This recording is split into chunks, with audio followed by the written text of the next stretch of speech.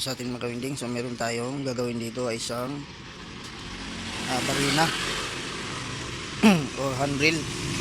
So itong mga kawinding barina na ito, ang naging problema na ito, itong kanyang armature. Kasi itong armature niya mga kawinding ay sunog na ito. Nasunog ito dito, nag-short na, kaya yung andar ng kanyang carbon sabog yung andar ng kanyang carbon. So itong mga kawinding ay drill lang ito, wala siyang hammer. So ito mga kawinding ay i-rewind natin. So ito binaklas ko na at pinutol-putol ko na yung kanyang kasi ito matigas yan. So pupupukin ko lang ng pako yan. Tsaka itong kanyang blower ay tatanggalin rin natin para hindi tayo maaabala nito. So itong bearing nito natanggal ko na. So yung bearing nito sa likuran. So ito yung kanyang commutator bar. So yung mga kawinding ay baklasin muna natin to. So ito yung kanyang pinaka housing niya, yung stator.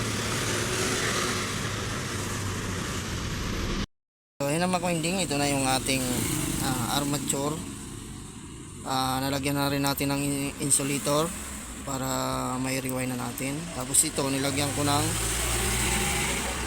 insulator din kasi nung paglagari ko ay nalagari ko rin itong kanyang pinaka protection na plastic na dito para sa magnetic coil.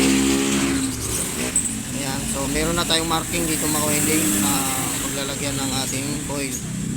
So kailangan tumapat kasi sa butas yun mga kawinding. Dapat yan, dulo na ito. Yan, dapat center yan dito. Ayan dapat sumentro yan. Ayan. Diyan tayo mag-umpisa ng lagay ng coil, magnetic coil, tapos ganoon din sa kabila.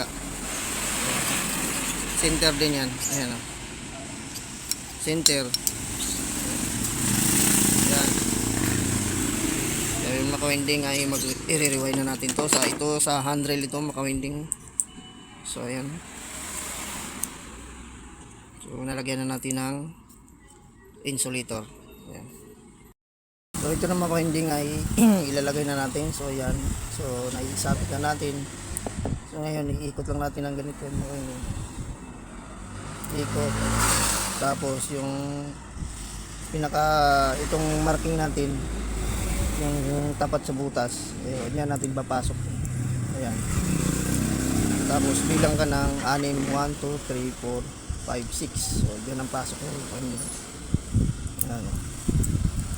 Ayan. Ganyan lang yan. So ano lang ito mga kawinding, 10 turns. So ayan. Kailan na tayo?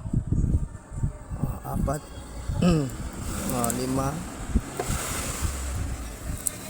6 7 ito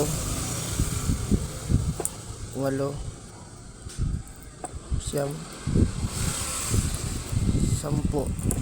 Ayan. Ito na 10. Tapos sabit yan dito. Ayan. Tapos sa kabila naman tayo makawinding dito. So ganun din yun sa kabila. So 10 turns din yan. So mga kawinding, so dito tayo sa kabila. So ganun din yun, ikot. Ayan. Tapos dito 10 turns din yan. 1, 2, 3, 4, 5, 6. Ayan. Ayan. 4 5 6 7 8 9 10. Ayan. Tapos ikot mo ganyan. Tapos sabit dito. Ayan. Tapos kakasikasin mo ito.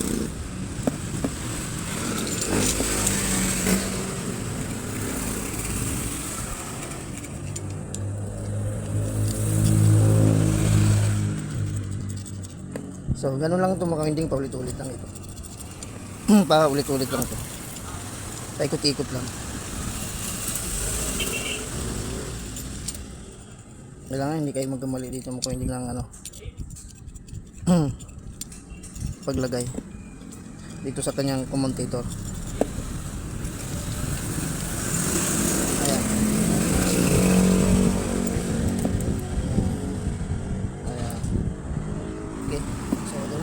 kabitin lang natin mga kawinding.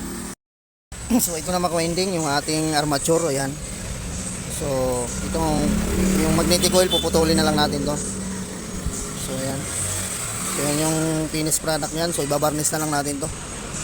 So hilahin ko lang to mga kawinding para maputol. Ayan. Ayan. Yes, yes.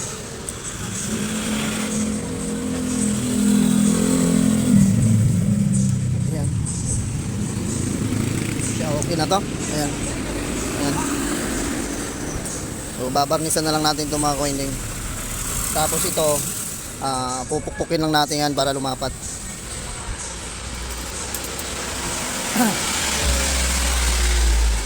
Kuha lang tayo ng martilyo.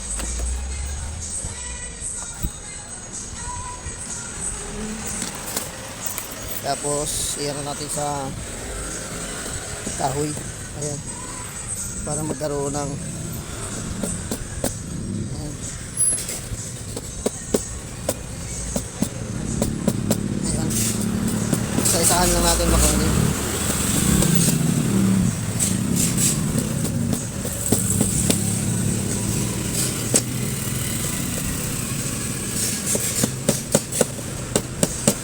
Ayan.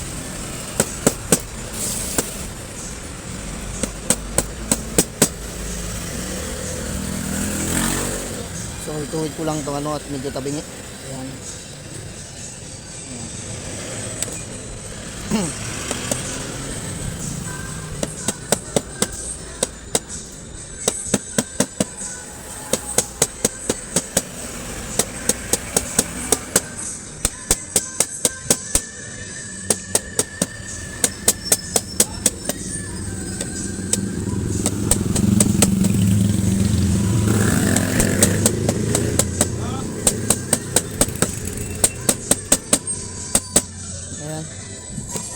Ayan. Ayan. So ituwid lang natin itong tumatabingi. Ayan.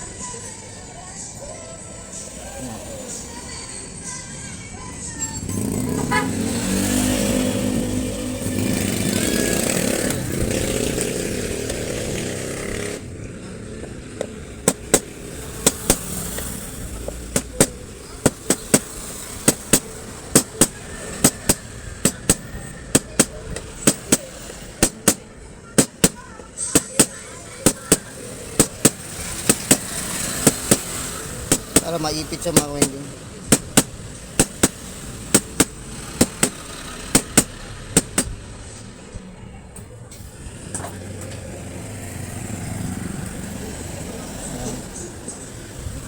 Tapos ngayon checkin natin kung connected ba sa lahat.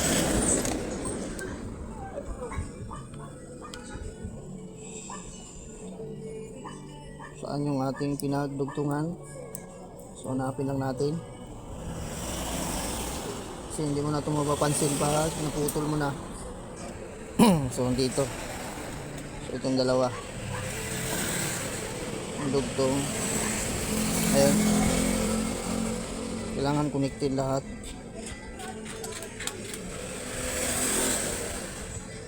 Ayan.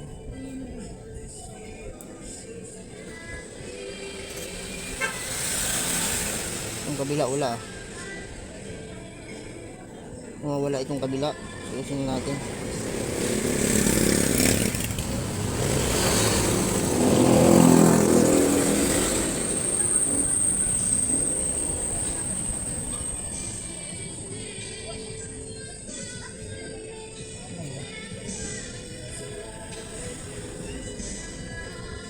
Ayun. Okay.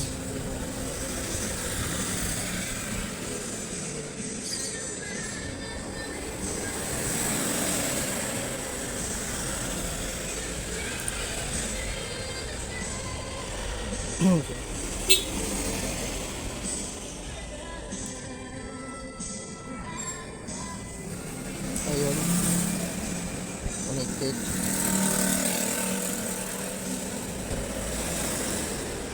Ayan, okay siya mga ka-winding, connected siya lahat. So babarnisan muna natin itong mga ka-winding para makabit na natin. So ito naman ka-winding ay ating armature. Ayan, nalagyan na natin ng electrical varnish. Ayan. So nilagyan ko lang ito ng tape para itong commutator niya hindi malagyan. Ayan. So okay na to. Matigas na to. Ayan, may electrical varnish na yan. Ayan. Tapos tanggalin lang natin itong ka-winding na nilagay nating tape. Kasi lilihain pa natin itong maka-winding, itong ano niya, itong commutator para kasi kuminis, para yung paglalapatan ng carbon ay hindi pa putol-putol. Tapos ito kanyang blower maka-winding ay ikabit lang natin to.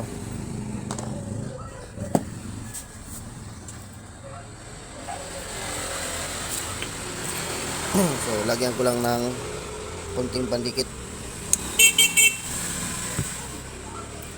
Lagyan ko lang ng konting pandikit ito para sa blower, para hindi kumalas. Ayan. Kailangan magsakto ito.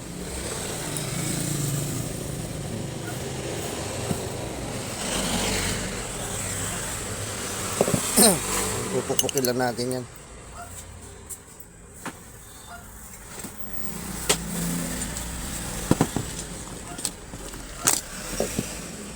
So, pupukpukin lang natin to.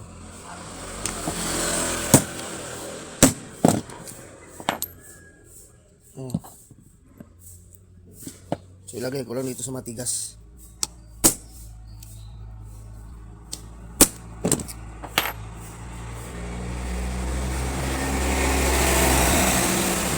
Kailangan pantay.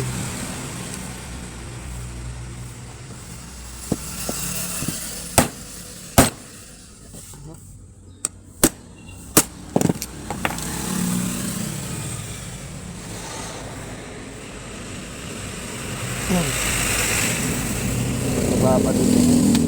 Tapos sunod natin yung bearing.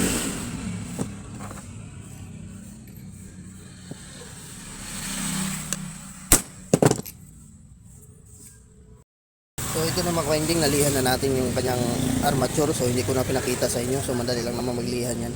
So salpak na lang natin to.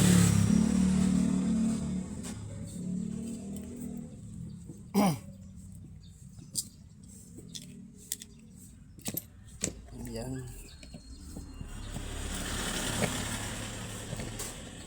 Tapos lagay natin itong carbon nya. So itong carbon nya maka-winding ay bago ito. Galing ito sa may-ari.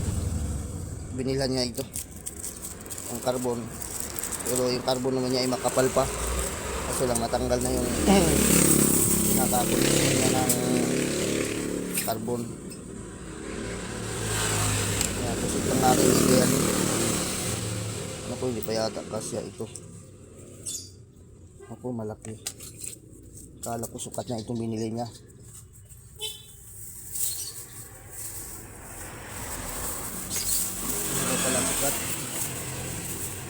So ang gawin natin dito maka-winding ay lilihain pa natin yung kanyang carbon.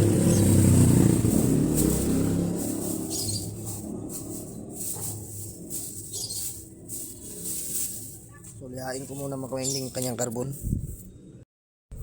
So yung maka-winding, so lagyan na natin ng carbon. So hindi na ako nagliha ng carbon maka-winding. So hanap lang ako dun sa lagayan ko. Meron pa naman akong stock. So ayan, lagay lang natin to. Ipit lang natin ito yung kanyang mga wiring.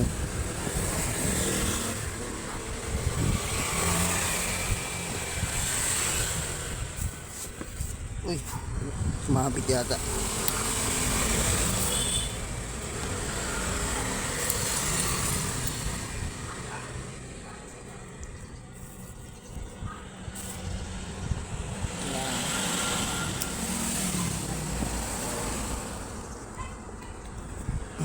Ayan.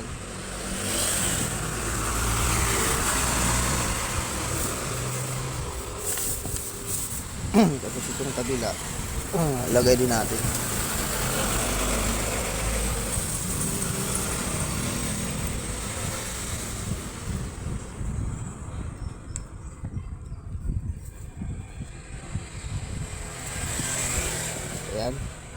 Pasok na.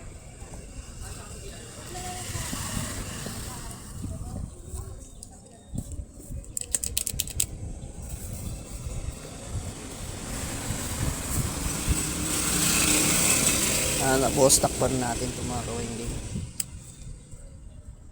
Okay, kung walang naipit. Ayan.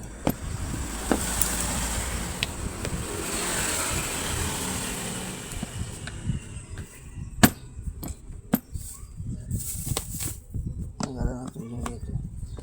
Medyo ano dito sa unahan eh. Paano na yung tornilyo.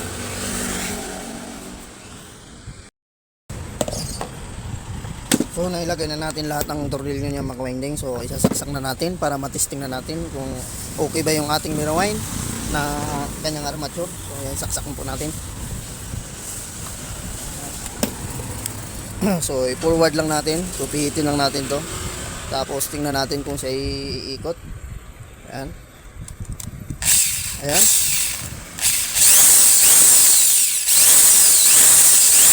So ayun mga kawinding, so okay na ito yung ating rewind. So i-forward nga reverse. Tingnan natin kung mag-reverse. Ayun. Good. Ayan.